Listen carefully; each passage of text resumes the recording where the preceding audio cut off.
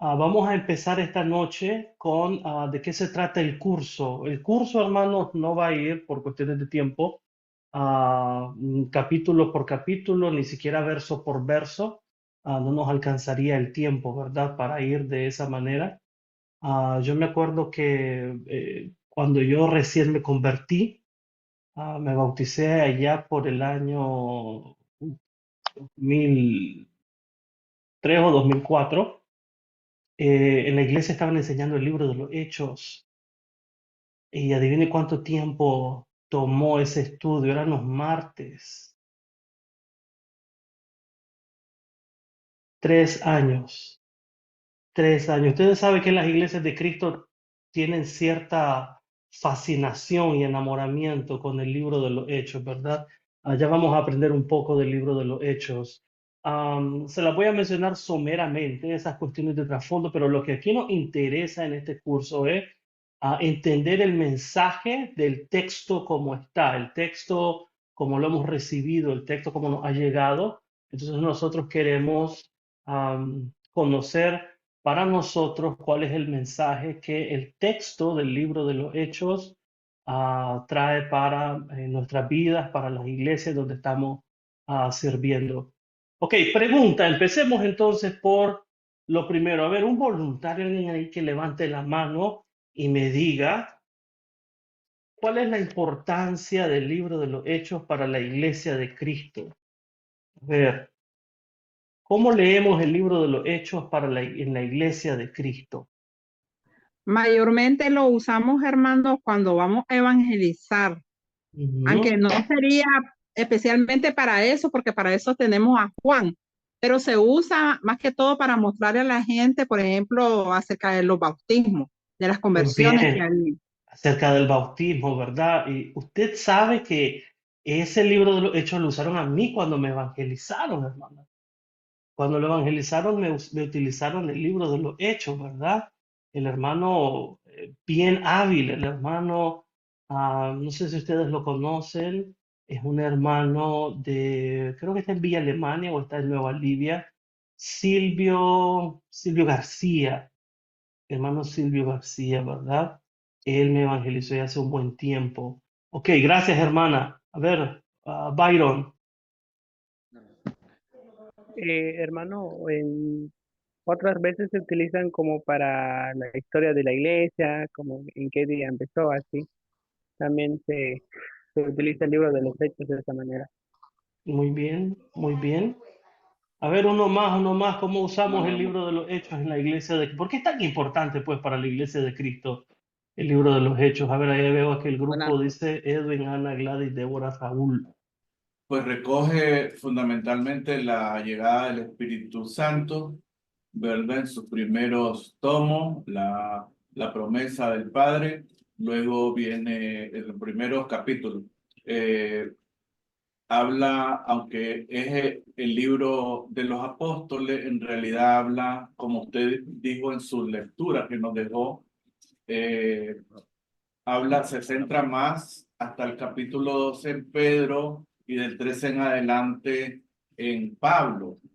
Eh, eh, Algunas cartas o muchas de las cartas no serían comprensibles si no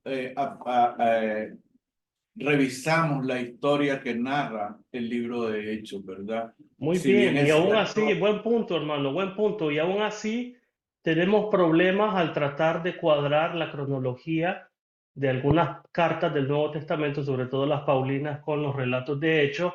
¿Por qué? Porque la naturaleza del libro de los Hechos no sigue los principios de historia como entendemos en nuestro tiempo moderno, ¿verdad? Con fechas exactas en un calendario, sino que es otro tipo de historia. De hecho, la lectura que les dejé les dice qué tipo de historia es. ¿Quién me dice, por favor, esa lectura que les dejé, ¿verdad? ¿Qué es lo que dice? ¿Qué tipo de género literario es el libro de los Hechos?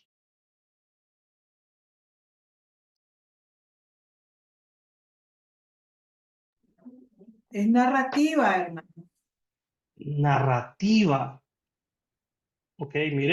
Mire que estoy partiendo del punto de que leyeron, ¿ok? Estoy dándoles ese voto de confianza de que leyeron y el día de hoy les he entregado en sus manos delante de Dios 100 puntos. Ahorita todos en el curso tienen 100, ¿verdad? De aquí a un mes ya usted mira cómo administra esos 100 puntos, pero hoy usted delante de Dios tiene 100. ¿Ok? Si el curso terminara hoy, le tengo que poner la nota, su nota sería 100. Téngalo por seguro, ¿verdad? Pero de ahí vamos a ver cómo cuida usted de esos 100 puntos. Entonces la pregunta es, según la lectura que les dejé cortita, ¿qué tipo, porque eso lo dice, lo que está diciendo el hermano Raúl, ¿verdad? Que es un tipo de género literario de historia, pero ¿qué tipo de historia escribe Lucas? ¿No? Porque cuando hoy vemos historia, nosotros pensamos a fecha en el calendario, 1 de enero, 2 de enero, 24 de diciembre, cosas que podemos marcar, eventos, ah, cronológicamente hablando, ¿no? Ese es el orden de una historia el día de hoy, pero ¿será eso lo que Lucas tiene en mente o qué tipo de historia tiene Lucas en mente cuando escribe? A ver, Bueno, hermano, bendiciones, hermano. Hermano amén. Darwin. En esta parte, cuando hablamos, digamos, digamos lo que está hablando eh, el doctor Lucas es de una tradición cristiana, le podríamos decir, que es meramente, digamos, para los cristianos. Es narrativo, digamos, donde nos viene narrando el inicio de la iglesia. Entonces, por eso en esta parte de lo que es la historia, él no nos da, no nos da esta fecha en esa parte, Muy porque bien, él muy bien. Creo que la hermana Débora lo dijo, el hermano Darwin también, ¿verdad? Le llama a él historia narrativa o teología narrativa, ¿verdad? Pero el término que nosotros aquí en este curso vamos a utilizar es historia teológica. ¿Qué es historia teológica, hermano? No es algo que Lucas se inventa o se saca de la mano. Usted sabe que Lucas escribe 2 obras, ¿no es cierto? Lucas escribe 2 obras. ¿Cómo se llama el primer volumen de Lucas? El Evangelio de Lucas, ¿no? Y el libro de los Hechos. Entonces venga conmigo, como vamos a partir de que las dos son una sola obra en 2 volúmenes, 2 partes, podríamos decir. Imagínense todo lo que escribió Lucas antes de la era de las redes sociales, la era de Netflix, ¿verdad? Mire cómo escribió Lucas, cuánto escribió de su puño y letra, ¿verdad? No tenía ni luz eléctrica, pero mire cuánto escribe este hombre, ¿verdad? Véngase al capítulo 1 del Evangelio de Lucas. Mire lo que dice el versículo, vamos a ver, el capítulo 1, el versículo 1. Dice, estoy leyendo de la nueva versión internacional. Muchos han intentado hacer un relato. Creo que la Reina Valera dice historia. A ver si me equivoco, me corrigen, pero creo que la Reina Valera en el verso 1 en vez de relato dice historia, puesto que muchos han tratado de poner en orden la historia. Esa frase, ese término griego, historia, es un término muy interesante, porque de todas las palabras que Lucas pudo haber escogido para su obra, él escogió el término historia o diégesis en griego, y eso significa un tipo de obra literaria que narra los principales acontecimientos históricos de algún personaje importante de la antigüedad, ¿no? Cuando usted, por ejemplo, lee la historia del primer emperador, César Augusto, cuando usted lee historia de grandes hombres como Alejandro Magno, el término para referirse a la obra de la vida de ellos es diégesis, ¿no? Historia. Esta historia no es como la historia que entendemos el día de hoy, pero es una historia teológica. ¿Qué significa una historia teológica? ¿Alguien tiene alguna idea de qué significa historia teológica o teología narrativa? Porque Lucas no es solo narración, ¿no es cierto? Tiene discursos, tiene sumario o resúmenes, y sí tiene algunas frases narrativas, pero todo hecho no es narración simplemente. ¿Qué será eso de historia narrativa o teología narrativa? Déjeme compartir mi pantalla y tratar de explicarlo de la siguiente manera. Compartir la pantalla acá.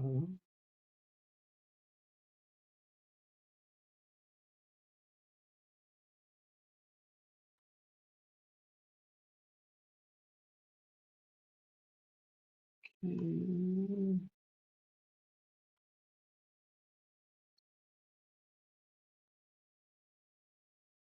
Ok, miren la historia en Hechos. El libro de Hechos no nos relata necesariamente. Más bien estos son algunos de los puntos históricos de manera general que se intersectan entre la historia de la iglesia y la historia del mundo grecorromano donde escribe Lucas. Por ejemplo, en Hechos 4:6, usted tiene la destitución de Caifás. Caifás fue sumo sacerdote. Y cuando usted lee, por ejemplo, Hechos capítulo 4, versículo 6, usted tiene un marcador, por así decirlo, cronológico, histórico.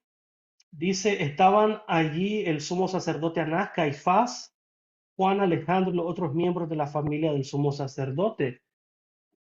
Quiere decir que eso que Lucas nos está contando en Hechos 4:6 tuvo que haber sido antes de el año 36 después de Cristo, porque todavía nos dice que parte de la familia del sumo sacerdote era Caifás, pero él fue destituido en el 36.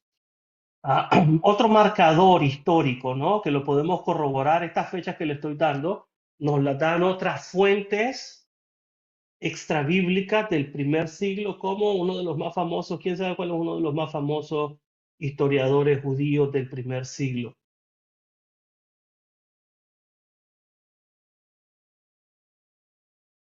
Correcto, Flavio ¿Está Josefo. Josefo? Muy ¿Está bien, Josefo? Flavio Josefo, ¿verdad? Él nos da algunas de estas fechas, por ejemplo, en el año 40 después de Cristo, usted tiene en Hechos 9:24 a este rey de la provincia de los nabateos, Aretas el cuarto, es mencionado este evento en Hechos capítulo 9. No lo vamos a leer todo, solo quiero que usted tenga una breve idea, ¿verdad? Dice Hechos 9:24 y 25. Después de muchos días, los judíos se pusieron de acuerdo para hacerlo desaparecer, pero Saulo se enteró de sus maquinaciones. Día y noche vigilaban de cerca las puertas de la ciudad. ¿Cuál ciudad? La ciudad de Damasco, con el fin de eliminarlo. Pero sus discípulos se lo llevaron de noche y lo bajaron en un canasto por una abertura en la muralla. Esto lo relata más adelante en 2 Corintios capítulo 10, otra vez, ¿verdad? Entonces, esto tuvo que haber sido antes del 40 después de Cristo, porque en ese año muere este gobernador. Después tiene en Hechos 11:28 un evento que sucedió en el año 46 después de Cristo, que es la hambruna durante Claudio. En Hechos 12:1 y 2 tiene que Herodes Agripa manda a matar a Jacobo, dice la Reina Valera, o Santiago, dice la Nueva Versión Internacional, el hermano de Juan. Eso es en el 43 después de Cristo. Herodes Agripa muere en el 44, el famoso edicto del emperador Claudio expulsando a los judíos de Roma, cuando por ejemplo en Hechos 18, Priscila y Aquila se conocen con Pablo en Corinto. Fue en el 49 después de Cristo. Entonces usted tiene algunas fechas históricas. Mire eso. Eso es básicamente algunas pistas que nosotros tenemos sobre cómo Lucas interpreta la historia. Pero el punto de Lucas no es escribir su historia en torno a estos acontecimientos, sino más bien algo que vemos ya en el Antiguo Testamento, cuando usted lee los libros históricos, ¿no? Desde Josué hasta Segundo de Crónicas. Lo que usted tiene es una reinterpretación, una relectura desde un punto de vista religioso de los eventos históricos que acontecen y que tienen que ver con el pueblo de Dios. Entonces, eso es historia teológica, es la reinterpretación religiosa de los hechos que se suceden en la historia y cómo estos tienen un impacto positivo o negativo en la historia del pueblo de Dios. Entonces, lo que a Lucas no le importa, por así decirlo, son estas fechas.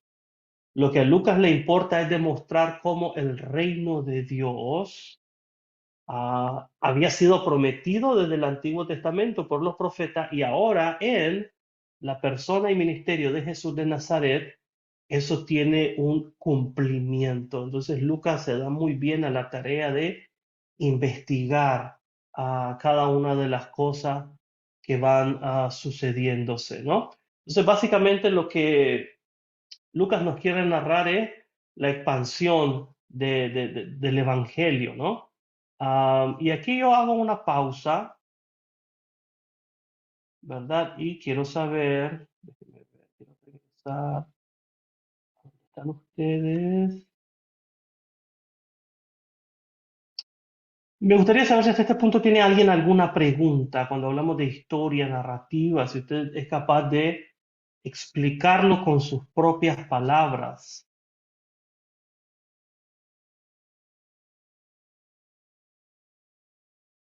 O tiene alguna pregunta, o lo volvemos a explicar. ¿Cómo es el uso entonces que hace Lucas de historia?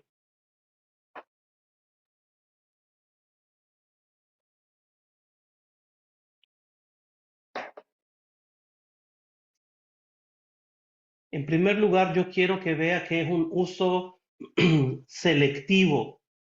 Eso es muy importante, selectivo. ¿Qué quiere decir selectivo? Que Lucas tiene un caudal de fuentes de información a su disposición sobre la mesa. Él ha hablado con testigos, él ha viajado con ellos, él ha escuchado historias, ha escuchado relatos, ha sido testigo de algunas cosas, ha consultado otras obras y ahora Lucas va a armar su obra literaria con tanta información que tiene a la mano. Una pista sobre su propósito y su tema al escribir el libro de los Hechos tiene que ver con la forma en la que él organiza su material. ¿Okay? Eso es como, por ejemplo, cuando usted lee el día de hoy las noticias sobre Nicaragua y usted toma, bueno, ahora en las redes sociales, ¿no? Cualquier medio noticioso. Son selectivos también, ¿sí o no? Ningún medio noticioso le va a dar absolutamente detalle por detalle de todo lo que pasa en Nicaragua. No le van a decir absolutamente todo lo que pasa en Chinandega, no le van a decir absolutamente todo lo que pasa en León, lo que pasa en Managua. ¿No es cierto? No le van a decir absolutamente todo, le van a decir lo que ellos consideran, dependiendo de cuál es el medio de información, lo que ellos consideran lo más relevante, lo más importante, lo que vale la pena destacar. ¿Me estoy explicando? Entonces, la información que Lucas nos presenta, y le voy a dar le voy a dar la palabra a hermano Mayra Rocha, lo que Lucas nos presenta, hermano, es lo mismo. Nos presenta de manera selectiva, historia de los comienzos de la expansión de la misión. Entonces tenemos que ser cuidadosos a la hora de interpretar el libro de los Hechos, porque nosotros pensamos que Lucas nos va a decir absolutamente todo lo que la iglesia del primer siglo hacía, de tal manera que, y por eso es que nos encanta el libro de los Hechos, por eso es que las iglesias de Cristo están enamoradas del libro de los Hechos, porque pensamos que Lucas en Hechos nos dejó aquí está la palabra, no la habían mencionado, pero yo sé que ustedes la tienen en la punta de la lengua, un patrón. Lucas nos dejó un patrón de tal manera que así como un molde, ¿verdad? Yo leo el libro de los Hechos, hago hoy lo que el libro de los Hechos dice y ¡pum! Tengo un clon de la iglesia del primer siglo. Ya vamos a ver por qué esa es una idea romántica falsa, peligrosa. ¿Okay? Ok, primero hermana Mayra y luego hermana Lisette. Hermano, en el relato que leí ahí, pude ver de que Lucas, siendo un médico, y él caminaba o estuvo con Pablo.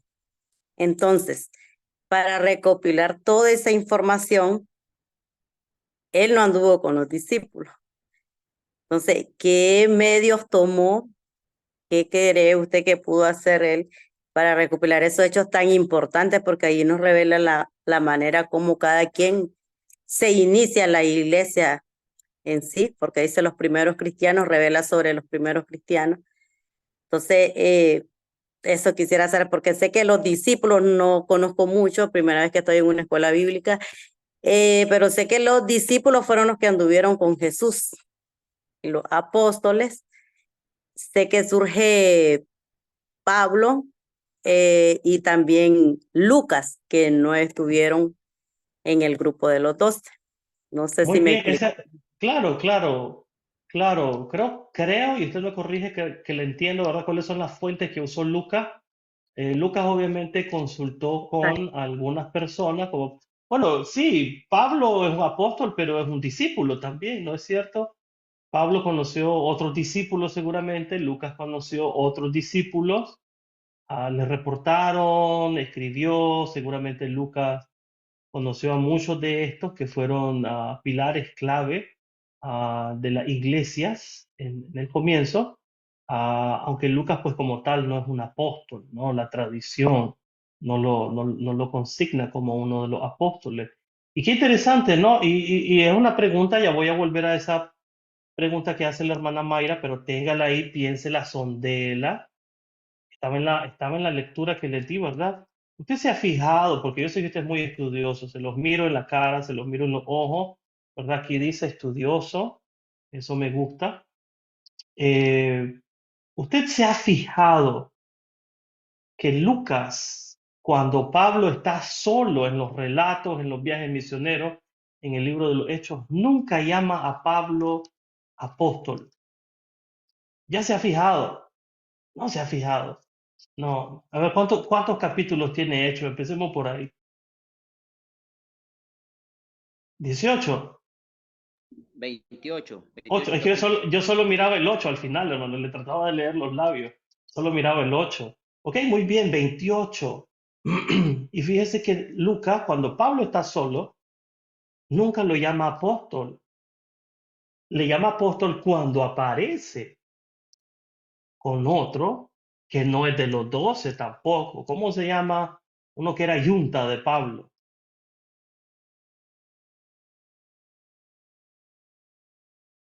Sila.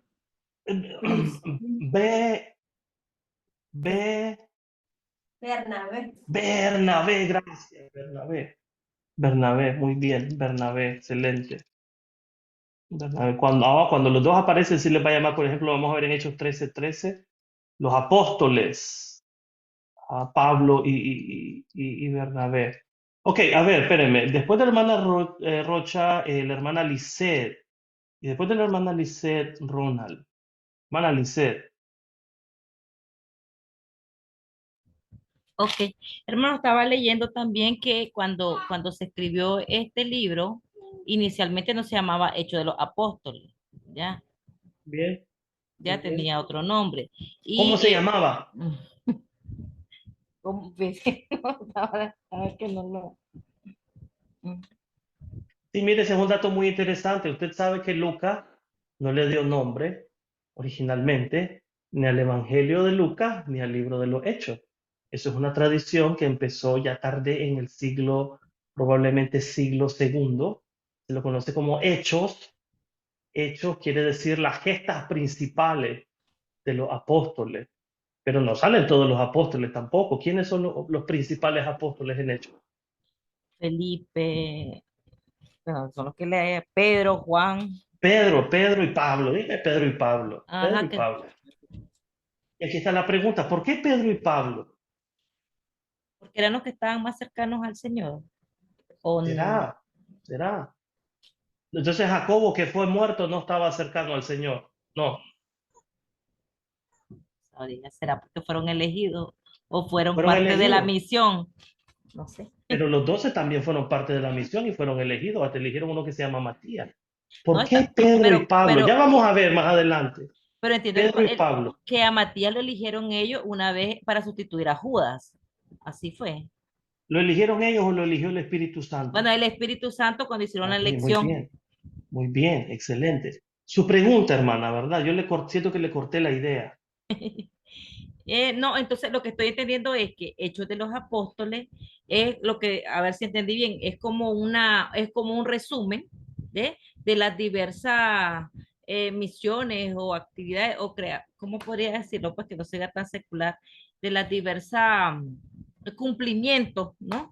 De, Me gusta más esa palabra cumplimiento, ujú, porque resumen, no encalza como un resumen siquiera ujú, hecho, ¿verdad? No as- encalza como un resumen.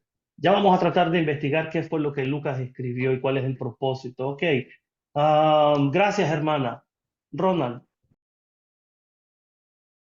Ronald, ¿desde dónde te conectas, Ronald? Buenas noches, bendiciones, hermano. Desde Managua, Nicaragua. Ok, Managua, linda Managua, ok. Dígame. Sí, hermano, yo había levantado la mano cuando usted había hecho la pregunta de cuántos capítulos tenía hecho, pero ya había contestado el otro hermano. Ok, hermano, excelente, ¿verdad? Téngame un poco de paciencia, ¿verdad? Solo tengo dos ojos y hay varios cuadros aquí en mi pantalla. Quisiera ser así como una, ¿verdad? De tener esa facultad de poderlos ver a la vez, como un camaleón. Pero ya ahí está Roberto, ¿verdad? Y en otros grupos he tenido esa interesante situación, ¿verdad? Ahí levantan la mano unos ahí, le ponen el icono de la mano, pero no la miran. Entonces usted no pierda la dulzura de su carácter si yo no lo miro, ¿ok? No lo miro. Usted me dice así como Ronald, viene todo un caballero. Hermano, yo tenía la mano levantada. Cuando el hermano respondió, el hermano se me llevó la respuesta, hermano, porque usted no me vio. Entonces, para la próxima, por favor, así, así. Y yo lo voy a tener presente, hermano. Excelente. A ver, empecemos por acá entonces. A ver, usted tiene toda esta información sobre Jesús, sobre Pedro y Pablo. ¿Cómo la organiza? ¿Cuál es el criterio que usted, en este caso Lucas, va a utilizar, va a seguir en su obra? ¿Qué es lo que él nos quiere comunicar? ¿Qué es lo que él nos quiere decir? ¿Será que él dijo un día va a haber una iglesia en algún lugar que se llama Nicaragua y yo quiero que ellos vean aquí el modelo, la estructura? La estructura me hablo imagínense una tortuga, la concha, no lo de afuera. Yo quiero que ellos vean cómo es la iglesia, cómo se organiza la iglesia. Yo quiero que ellos vean y aprendan sobre el bautismo, cómo es el bautismo correcto. ¿Será que eso es lo que Lucas tenía en mente cuando escribió el libro de los Hechos? ¿Qué dicen ustedes?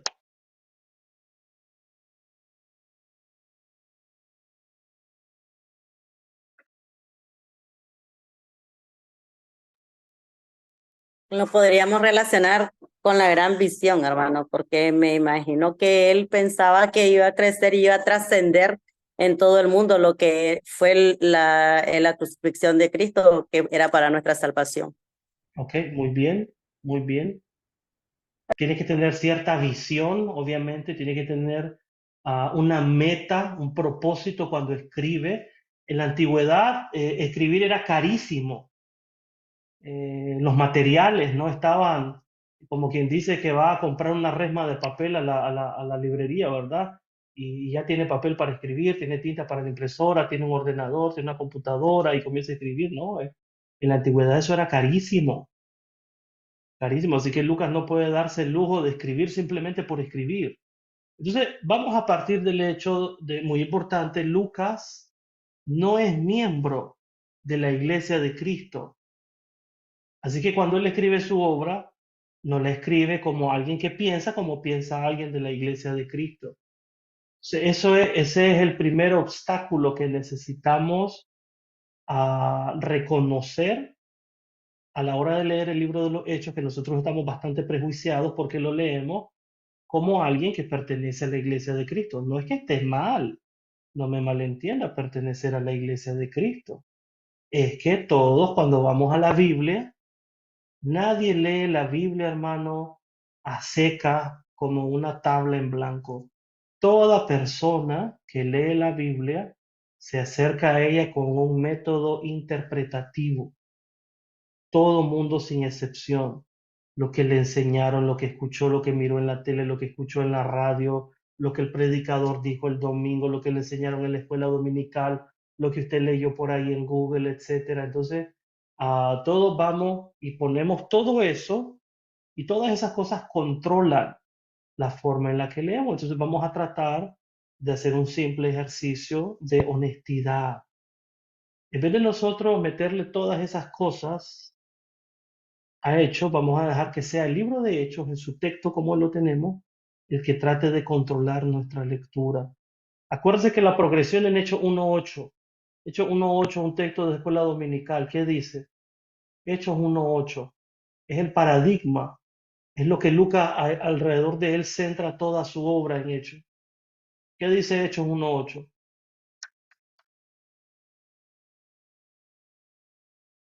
Y me seréis testigos en toda Judea, en toda Samaria y hasta lo último de la tierra. O sea, así tiene que ser nuestra lectura del libro de los Hechos. Pero nuestra lectura del libro de los Hechos no es así, porque nosotros partimos de lo último de la tierra para llegar a Samaria, para llegar a Judea, para llegar a Jerusalén, y entonces nosotros vamos para atrás. Cuando leemos Hechos, siempre queremos restaurar el pasado, mientras que Lucas apunta hacia el futuro de las cosas que Dios va a hacer. Entonces desde ya empezamos mal. A ver, al grupo grande ahí, ¿verdad? Donde está el hermano Raúl. Yo los miré con la mano levantada hace un momento. Pues para mí, usted decía, se refería a la tipo de organización. Primero está la organización del Evangelio, que supone, ahí hay datos que él hace entrevistas, y todo esto le lleva más de 20 años, ¿verdad? Partiendo de que en el 59 hay narraciones del año 59.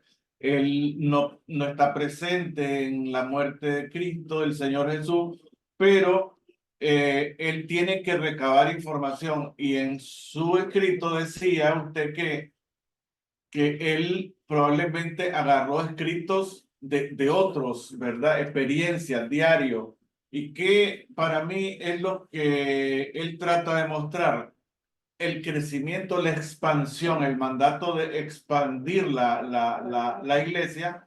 Y por eso se centra bastante en del 13 en adelante, en los viajes de Pablo, los viajes misioneros y los diferentes problemas que van presentando en las diferentes, o sea, es como diferentes interpretaciones que se van dando en la iglesia. Corinto por su situación geográfica, lo otro. Entonces, él trata de ubicar esas experiencias dándole una doctrina específica, ¿verdad? Ya algo, cómo se tienen que comportar.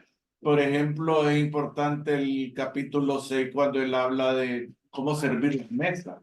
Por ejemplo, ¿verdad? Los apóstoles no podían dedicarse, no era conveniente, no era sano que dejaran el evangelio, y que pide que se nombren gente pues con testimonio y todo, ¿verdad? Excelente, para que hagan el trabajo de atender a las viudas, atender. Eso es doctrinal, me parece a mí, ¿verdad? Puesto que va dando pautas de cómo tenemos que comportarnos, ¿verdad? Muy bien, hermano, gracias. Gracias, hermano, ¿verdad? Creo que entiendo lo que usted quiere decir.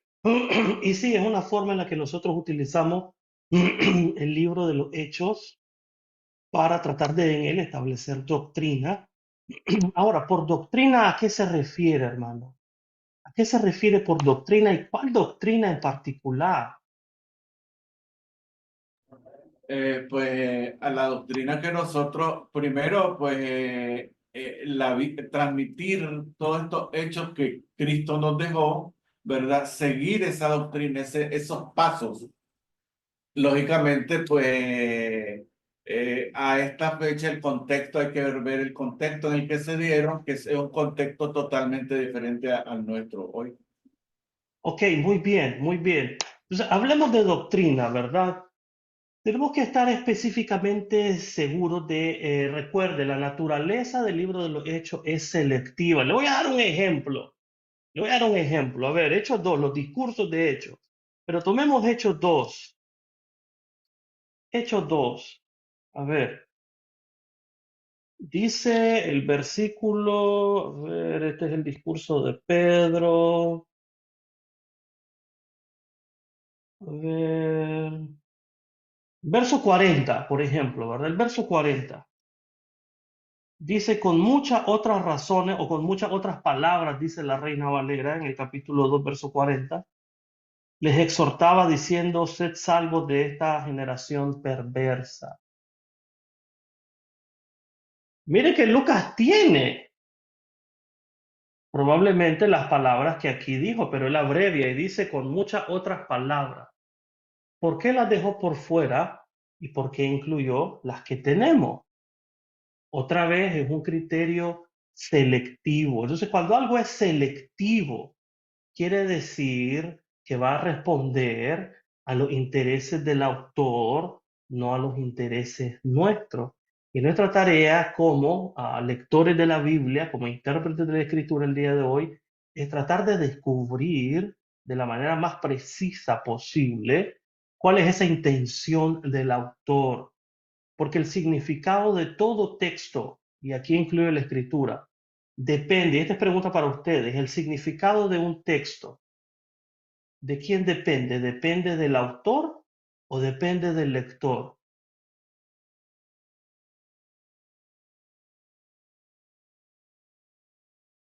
¿De quién depende el significado de un texto? ¿Del autor que lo escribió o del lector que lo lee hoy? Generalmente nosotros como autor le damos un significado según a lo que entendemos. Oh, pero como lector quiso decir o como autor, nosotros. Es que o sea, cada lector interpreta lo que entiende, ¿ya?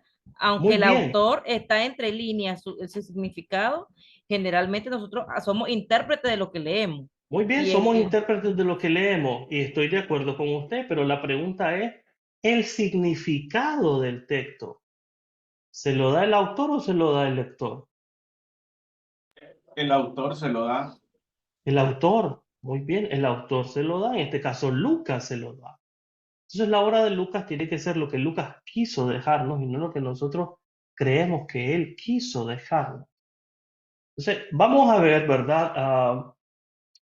Rápidamente, parte de nuestra herencia hermenéutica como Iglesia de Cristo parte de la fascinación que tenían los primeros fundadores del movimiento de restauración en el siglo XIX, de donde viene la Iglesia cristiana, la Iglesia de Cristo, a la que pertenecemos el día de hoy, etc. Ellos tenían una formación, sobre todo uno de los pioneros del movimiento, ¿no? Alexander Campbell, él tenía una formación filosófica y literaria muy arraigada en la filosofía escocesa del famoso siglo de las luces o del iluminismo, este movimiento cultural, artístico, filosófico y también religioso en Europa a partir del siglo XVI, que pone un alto énfasis en el pensamiento empírico, el conocimiento empírico, o sea, lo que yo puedo percibir y tocar, ¿qué es lo real? Lo que yo puedo palpar con mis manos, yo puedo tocar aquí la pantalla y sé que esto es real, mis ojos pueden ver, eso es real. Las cosas tangibles. Entonces mi experiencia es mediada por medio de mis sentidos y el mundo tiene sentido cuando yo lo interpreto a través de mis sentidos. Y uno de los sentidos va a ser obviamente la capacidad de razonar de manera abstracta. Entonces, Alexander Campbell, que junto con otro, luego va a fundar lo que son conocidas hasta hoy como las Iglesias de Cristo, él era muy seguidor, amante, ¿verdad? De la filosofía escocesa y tal vez usted ha escuchado a el filósofo inglés John Locke, John Locke, ¿verdad? Padre del empirismo, Él propone que el único conocimiento cierto es el conocimiento que viene por medio de facts en inglés, ¿no? Hechos tangibles. Entonces, Alexander Campbell va a utilizar ese marco teórico de referencia abstracto para empezar a leer el Nuevo Testamento, y él va a traducir el Nuevo Testamento, y el libro favorito de él, adivine cuál es. Escribió varios comentarios. Hechos de los Apóstoles, ¿verdad? Él decía que en él está contenido, ¿verdad? La forma original, la forma pura, por medio de hechos que pueden ser demostrables. Entonces, aquí está cómo se demuestra. Ellos lo hicieron en el siglo primero, les dio este resultado, nosotros lo hacemos de la misma manera el día de hoy, nos da el mismo resultado. Entonces, por ahí va la idea, ¿me estoy explicando? Entonces, para nosotros la lectura del libro de los Hechos es, como decía el hermano Raúl, ¿verdad? Una lectura doctrinal.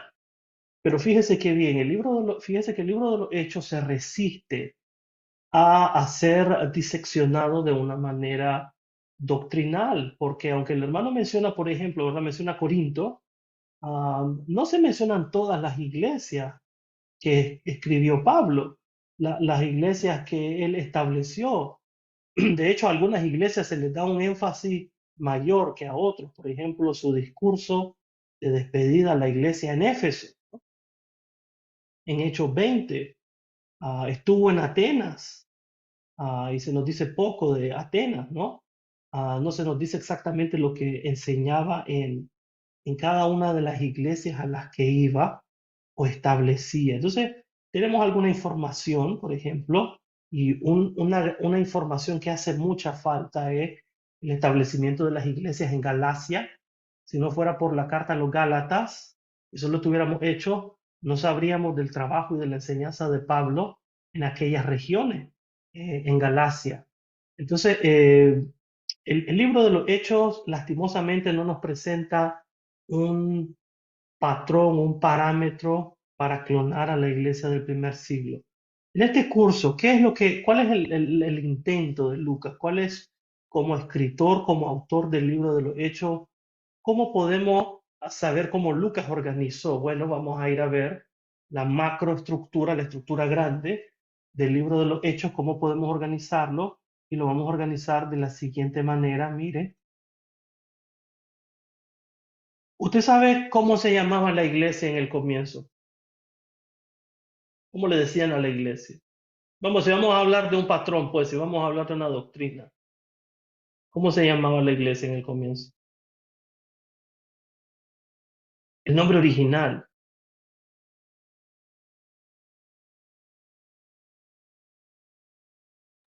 El camino, el camino, el camino, simplemente el camino. El camino es un término que en el primer siglo tenía una connotación filosófica, ética, el estilo de vida.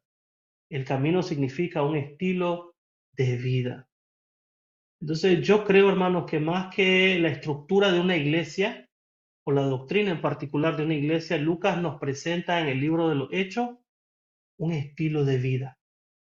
Dios en comunión abriéndose a su creación, revelándose por medio de Jesús, y para eso Dios tiene una misión. Usted sabe que Dios tiene una misión, hermano. Usted sabe que Dios tiene un plan. Usted sabe que Dios tiene solo un plan. Solo uno, ¿verdad que sí? Usted sabe que Dios no tiene un plan para cada ser humano que existe.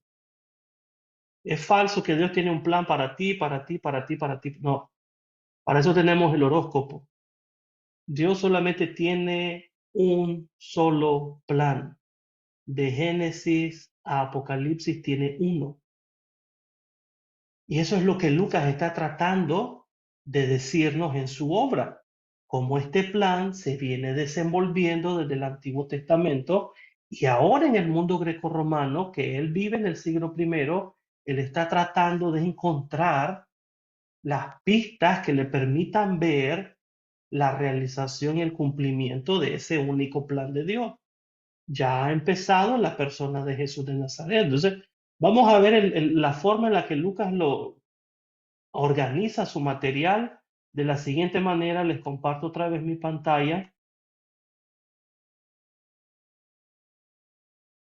Y aquí tengo este breve bosquejo del libro de los Hechos. Mire qué interesante.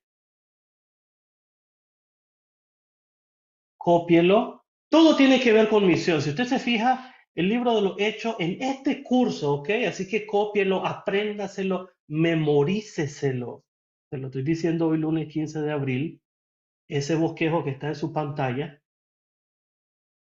4 partes principales y todas están unidas por la palabra misión, la misión de Dios, ¿ok? El libro de los Hechos se trata acerca de la misión de Dios. ¿Me está escuchando? No la misión de la iglesia, hermano, no es la misión de la iglesia, no se confunda. Es la misión de Dios que Él tiene desde el Antiguo Testamento. Entonces, capítulo 1, verso 1 y 2 son la preparación para la misión, ¿no? Cuando dice en el primer tratado, oh Teófilo, te dije todo lo que Jesús comenzó a hacer y enseñar. Esa es la preparación para la misión. Luego, Lucas se concentra del capítulo 2, verso 1 hasta el capítulo 8, verso 1, en la misión en Jerusalén. Capítulo 8, versículo 1, parte B, hasta el capítulo 12, verso 25, la misión en Samaria y Judea. Y después, capítulo 13, 1, hasta el 28, 31, la misión hasta lo último de la tierra. ¿Lo está viendo? Misión, la misión de Dios. Ahora, la misión de la iglesia es la misión de Dios, pero la iglesia no se inventó una misión. Es la misión que Dios tiene desde el Antiguo Testamento. ¿Okay?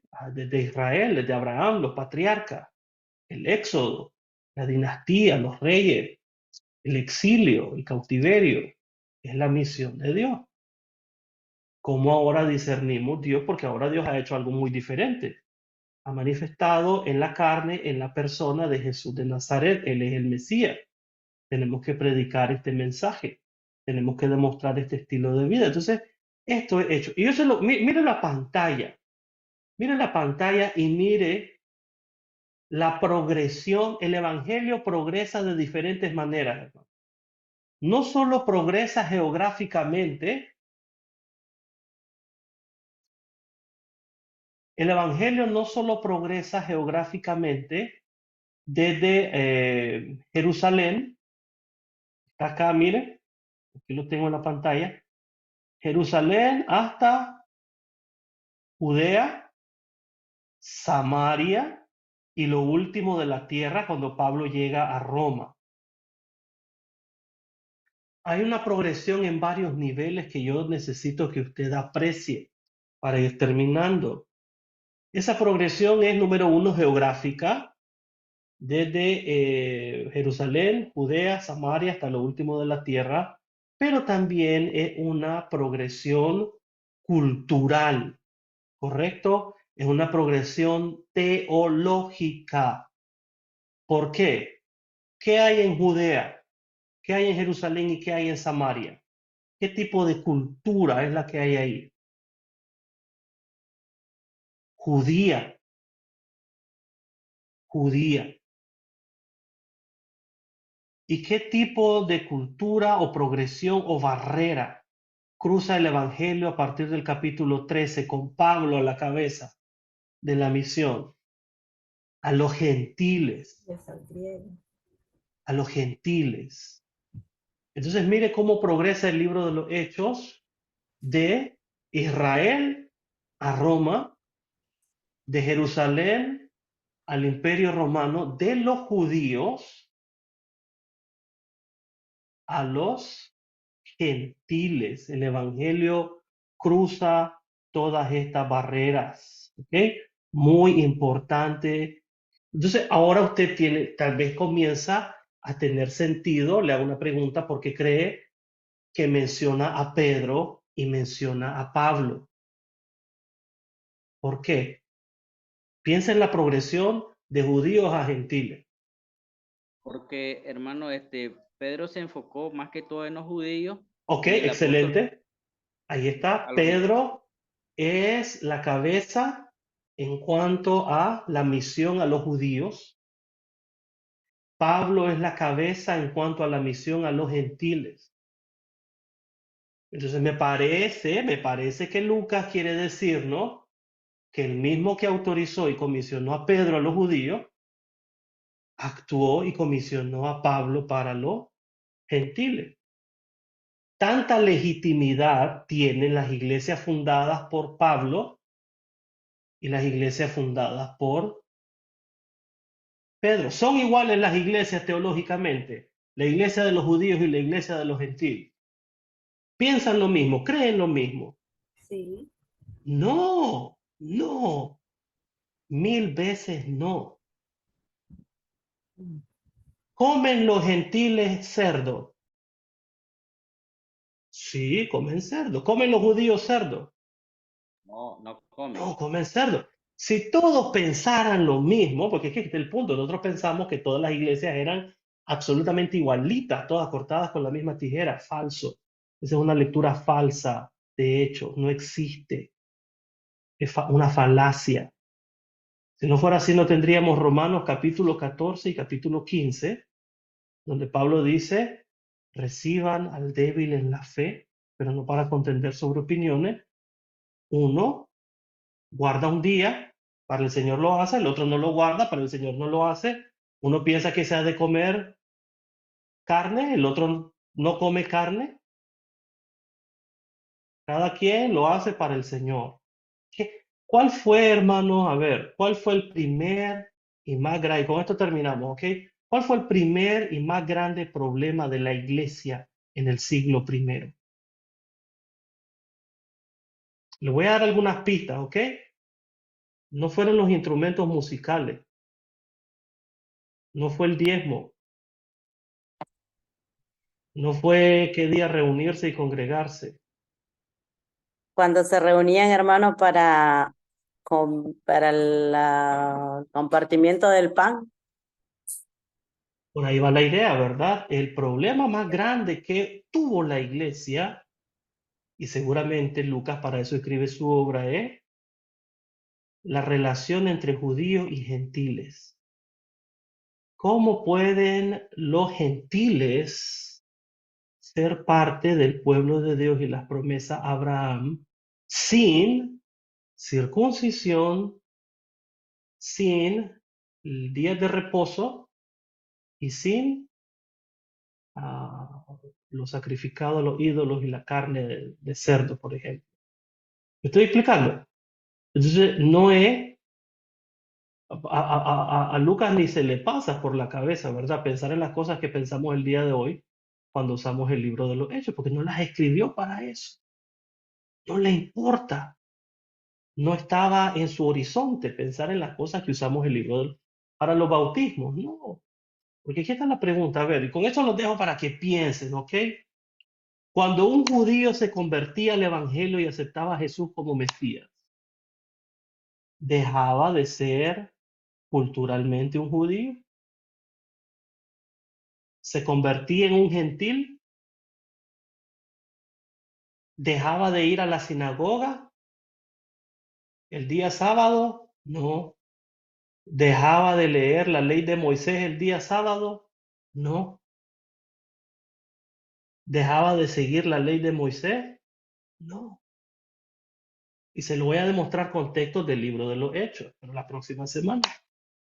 Pero nosotros tenemos la tendencia a leer Hechos de una manera completamente ajena a los propósitos de Lucas. Y solo estamos calentando motores, hermanos. Cualquier pregunta que tenga, escriba la verdad y la vamos a evacuar el próximo lunes a las 8 de la noche. Hermanos, gracias por su tiempo, por su atención. Yo por ahí les mando en el medio de comunicación, ¿verdad? Con el hermano Monte, les mando la tarea para el próximo lunes, pero tiene que ver con leer el libro de los Hechos. Yo quiero que usted conozca el libro de los Hechos, el contenido, el texto. Les dije que se leyeran Hechos 1 al 6 para hoy. Para la próxima semana, por favor, léase Hechos capítulo 7 al 12, ¿ok? 7 al 12 de Hechos bien leído. Hermano, un gusto conocerlos, un placer. El Señor me los bendiga y nos vemos la próxima semana.